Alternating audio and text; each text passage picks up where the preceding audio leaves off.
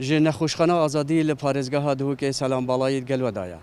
روز بروجه توجبوین کرونایل و پارزگاه زده بونه دانه.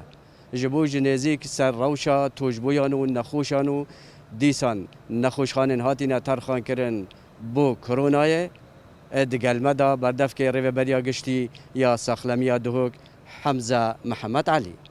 پارێزگەها دهۆکێک و پشتی ڕێژا تۆژبوونیش 2000 کەسان دەرباز بوون و کەمە 2009 کەسی تەن پارێزگەها دهۆکێک و 1970 کەسیشوانی چارەسەر بوون.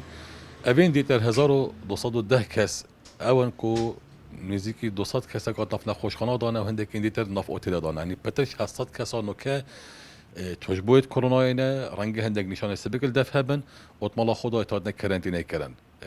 ئەم بەردام دیفشنەواتکن ئێت کوتمەڵا خۆدا کەرەنتینە بوون چارەسەریت بۆ تێتەدان حتا ئەم بزان کادێڕاوشان بەرەفکی بەشێتن هەر کەسێکی شواژی ئەم هات ئاگەهدارکردن کو هەندێک نیشان دجارە دەفەنە دهێنەvە گوهاستن بۆ نەخۆشخانەدا و چارەسەریەوە نەخۆشخانەی بهێتەکردن. بۆ هەندێک ئەم بشین کۆنتڕۆلا ڤێڕاوشێ بکەین ئەو بڕیارێت کۆش وەزارەتە تەندروستی حکومەتە هەرێما کوردستانی وەزارەتە نەفخۆ هاتنەدان بۆ هەندێک و هەندێک جه حتان و کە هاتنە گرتن نهاتنە بکردن یان خارن بوونە دلیڤەری ئەبە هاریکارن گەلمەدا بڕاستی.